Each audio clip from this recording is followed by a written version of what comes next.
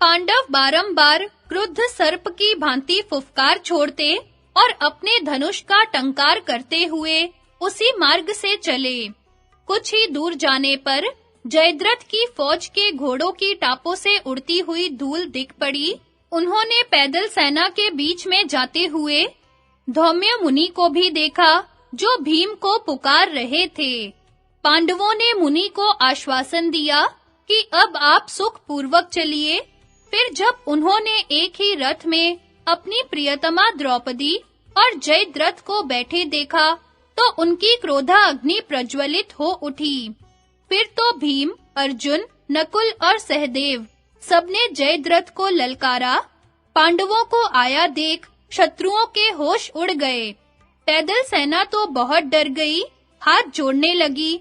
पांडवों ने उसे तो छोड़ दिया, किंतु शेष जो सेना थी उसे सब ओर से घेर कर इतनी बाण वर्षा की कि अंधकार छा गया। तब सिंधुराज ने अपने साथ के राजाओं को उत्साहित करते हुए कहा, शत्रुओं के मुकाबले में डट कर खड़े हो जाओ, दौड़ो, मारो। फिर उस युद्ध में महान कोलाहल आरंभ हो गया। शिबी, सौवीर और सिंधु देशों के सैनिक महाबलवान व्याघ्र के समान भीम अर्जुन जैसे उत्कट वीरों को देखकर दहल उठे। उन्हें बड़ा विषाद होने लगा। भीम पर अस्त्र शस्त्रों की वर्षा होने लगी, किंतु वे विचलित नहीं हुए। उन्होंने जयद्रथ की सेना के अग्रभाग में स्थित सवार सहित एक हाथी और 14 पैदलों को गदा से मार डाला। अर्जुन ने 500 महारथी वीरों का संहार किया। युधिष्ठिर ने 100 योद्धाओं का नाश किया। नकुल हाथ में तलवार ले रथ से नीचे कूद पड़ा और शत्रुओं के मस्तक काटकर इस भांति बिखेर दिए जैसे बीज बो रहा हो।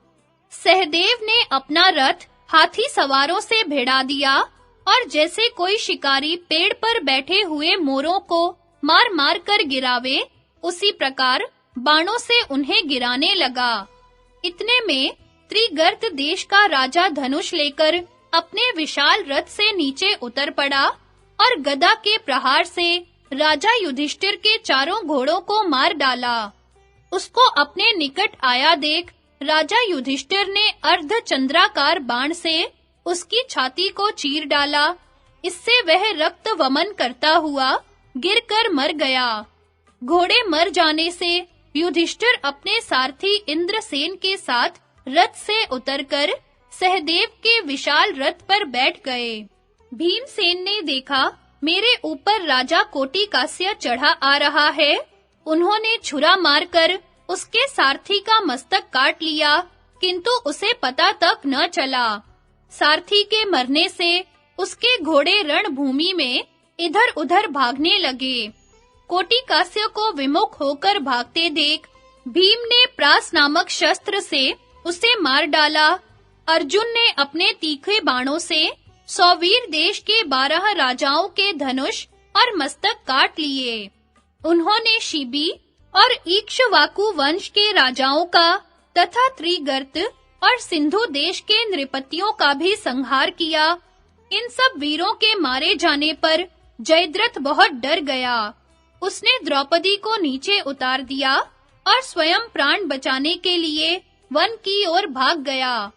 धर्मराज ने देखा कि धौम्य को आगे करके द्रौपदी आ रही है, तो उसने सहदेव के द्वारा उसे रथ पर चढ़वा लिया। युद्ध समाप्त होने पर भीम ने युधिष्ठिर से कहा, भैया, शत्रुओं के प्रधान वीर मारे गए, बहुत से इधर-उधर भाग भी गए हैं। आप नकुल, सहदेव और महात्मा धौम्य मुनि के साथ आश्रम पर जाइए और द्रौपदी को शांत कीजिए। मैं तो उस मूर्ख जयद्रथ को जीवित नहीं छोड़ सकता, भले ही वह पाताल में जाकर छिप गया हो अथवा स्वयं इंद्र सारथी बनकर उसकी सहायता करने आ गया हो। युधिष्ठिर ने कहा, महाबाहु भीम, यद्यपि सिंधु राज जयद्रथ बड़ा दुष्ट है, तो भी बहन दुश्शाला और यशस्विनी गांधारी का ख्याल करके उसको जान से मत मारना। तदनंतर राजा युधिष्ठिर द्रौपदी को लेकर पुरोहित जी के साथ आश्रम पर आए। वहां मार्कंडेय मुनि तथा और भी बहुत से ब्राह्मण ऋषि द्रौपदी के लिए शोक कर रहे थे। जब उन्होंने पत्नी सहित धर्मराज को लौटते देखा और उनके मुख से सिंधु तथा सौवीर देशों के वीरों की पराजय का समाचार सुना, तो सब लोग बहुत प्रसन्न हुए। राजा उन ऋषियों के साथ बाहर बैठे और द्रौपदी ने नकुल सहदेव के साथ आश्रम में प्रवेश किया। इधर भीम और अर्जुन को यह पता मिला कि जयद्रथ एक कोस आगे निकल गया है, तब वे अपने ही हाथों से घोड़ों को हाँकते हुए बड़े वेग से दौड़े। यहाँ अर्जुन ने एक अद्भुत पराक्रम दिखाया। यद्यपि जयद्रथ 2 मील आगे था, तो भी उन्होंने अभिमंत्रित किए हुए बाण चलाकर उसके घोड़ों को मार डाला। घोड़ों के मरने से जयद्रथ बहुत दुखी हुए और अर्जुन के ऐसे अद्भुत पराक्रम करते देख उसने भाग जाने में ही अपना उत्साह दिखाया। वह वन की ओर दौड़ने लगा। अर्जुन ने देखा जयद्रथ तो अब भागने में ही अपना पराक्रम दिखा रहा है, तो उन्होंने उसका पीछा करते हुए कहा, राजकुमार, लौटो, लौटो, तुम्हारा भागना उचित नहीं है। क्या इसी बल पर पराई स्त्री को जबरदस्ती ले जाना चाहते थे? अरे, अपने सेवकों को शत्रुओं के बीच में छोड़ कैसे भागे जा रहे हो? अर्जुन के इस प्रकार कहने पर भी सिंधुराज नहीं लौटा। तब महाबली भीम ने वेग से दौड़कर उसका पीछा किया और कहा, खड़ा रह, खड़ा रह। अर्जुन को जयद्रथ पर दया आ गई। उन्होंने कहा, भैया, उसे जान से न मारना। भीम के हाथों जयद्रथ की दुर्गति और बंधन तथा युधिष्ठिर की दया से छूटकर तपस्या करके उसका वर प्राप्त करना। वैशंपायन जी कहते हैं, भीम और अर्जुन दोनों भाइयों को अपने वध के लिए तुले हुए देख जयद्रथ बहुत दुखी हुआ और घबराहट छोड़कर प्राण बचाने की इच्छा से बहुत तेजी से भागने लगा। उसे भागते देख भीम भी रथ से कूद पड़े और वेग पूर्वक दौड़कर उसकी चोटी पकड़ ली। फिर क्रोध में भरे हुए भीम ने उसे ऊपर उठाकर जमीन पर पटक दिया और खूब कचूमर निकाला।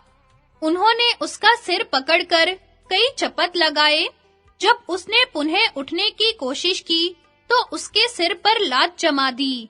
वह बहुत रोने चिल्लाने लगा, तो भी भीमसेन दोनों घुटने टेक कर उसकी छाती पर चढ़ गए और घूंसों से मारने लगे। इस प्रकार बड़े जोर की मार पड़ने से जयद्रथ उसकी पीड़ा सह न सका और अचेत हो गया। फिर भी भीम का क्रोध अभी शांत नहीं हुआ। तब अर्जुन ने उन्हें रोका और कहा, दुष्शला के वैधव्य का ख्याल करके महाराज ने जो आज्ञा दी थी, उसका भी तो विचार कीजिए। भीमसेन ने कहा, इस नीच पापी ने कलेश पाने के अयोग्य द्रौपदी को कष्ट पहुंचाया है, अतः अब मेरे हाथ से इसका जीवित रहना ठीक नहीं है। लेकिन क्या करूं? राजा युधिष्ठिर सदा ही दयालु बने रहते हैं और तुम भी ना समझी के कारण मेरे ऐसे कामों में बाधा पहुंचाया करते हो। ऐसा कहकर भीम ने जयद्रथ के लंबे-लंबे बालों को अर्धचंद्राकार बाण से मूंडकर 5 चोटियां रख दी और कटु वचनों से उसका तिरस्कार करते हुए कहा, अरे मूढ़, यदि तू जीवित रहना चाहता है तो मेरी बात सुन। यदि तू राजाओं की सभा में सदा अपने को दास बताया कर यह शर्त स्वीकार हो, तो मैं तुझे जीवन दान दे सकता हूँ। जयद्रथ ने स्वीकार किया। वह धूल में लथपथ और अचेत सा हो गया था। वह धरती पर से उठने की चेष्टा करने लगा। यह देख भीम ने उसे बांधा और उठाकर अपने रथ पर डाल लिया। फिर अर्जुन को साथ लिए आश्रम पर युधिष्ठिर के पास आए। भीमसेन ने जयद्रथ को उसी अवस्था में धर्मराज के सामने पेश किया। वे हंस पड़े और कहा, अच्छा, अब इसे छोड़ दो। भीम ने कहा, द्रौपदी से भी यह बात कह देनी चाहिए। अब यह पापी पांडवों का दास हो चुका है। उस समय द्रौपदी ने युधिष्ठिर की ओर देखकर भीमसेन से कहा, आपने इसका सिर मूंडकर 5 चोटियां रख दी हैं तथा यह महाराज की दास्ता भी स्वीकार कर चुका है, अतः अब इसे छोड़ देना चाहिए। जयद्रथ बंधन से मुक्त कर दिया गया। उसने विभल होकर राजा युधिष्ठिर को तथा वहां बैठे हुए सभी मुनियों को प्रणाम किया। दयालु राजा ने उसकी ओर देखकर कहा, जा, तुझे दास भाव से मुक्त कर दिया, फिर कभी ऐसा न करना। तू स्वयं तो नीच है ही, तेरे साथी भी वैसे ही नीच हैं। तूने पराई स्त्री को अपनाने की इच्छा की, धिक्कार है तुझे। भला तेरे सिवा दूसरा कौन मनुष्य इतना अधम होगा जो ऐसा खोटा कर्म करे। जयद्रथ, जा, अब कभी पाप में मन न लगाना। अपने रथ, घोड़े और पैदल सब साथ लिए जा। युधिष्ठिर के ऐसा कहने पर जयद्रथ बहुत लज्जित हुआ। वह चुपचाप नीचा मुंह किए चला गया। पांडवों से पराजित और अपमानित होने के कारण उसे महान दुख हुआ। अतः अपने निवास स्थान को न जाकर वह हरिद्वार चला गया। वहां भगवान शंकर की शरण होकर उसने बहुत कड़ी तपस्या की। शिवजी उस पर बहुत प्रसन्न हुए। उन्होंने प्रत्यक्ष प्रकट होकर उसकी पूजा स्वीकार की और वर मांगने को कहा। जयद्रथ ने कहा, मैं युद्ध में रथ सहित 5 पांडवों को जीत लूं, यही वरदान दीजिए। भगवान शंकर बोले, ऐसा नहीं हो सकता। पांडवों को तो युद्ध में न कोई जीत सकता है और न ही मार सकता है।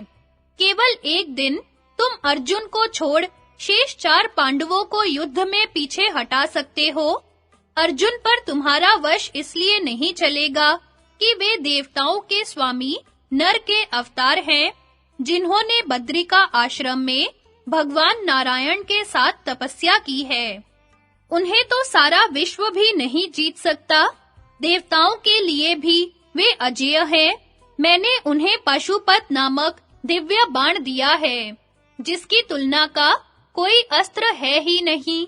इस प्रकार उन्होंने अन्य लोकपालों से भी वज्र आदि महान अस्त्र शस्त्र प्राप्त किए हैं। इस समय दुष्टों का नाश और धर्म की रक्षा करने के लिए भगवान विष्णु ने यदुवंश में अवतार लिया है। उन्हीं को लोग श्री कृष्ण कहते हैं। वे अनादि, अनंत, अजन्मा परमेश्वर ही वक्षः स्थल पर श्री वत्स चिन्ह और अंगों पर सुंदर पीतांबर धारण किए श्याम सुंदर श्री कृष्ण के रूप में सदा अर्जुन की रक्षा करते हैं। इसलिए अर्जुन को देवता भी नहीं हरा सकेंगे। फिर मनुष्यों में ऐसा कौन है जो उन्हें जीत सके? ऐसा कहकर पार्वती सहित भगवान शंकर वहां से अंतर्धान हो गए और मंदबुद्धि राजा जयद्रथ अपने घर को चला गया। पांडव लोग उसी काम्यक वन में निवास करते रहे।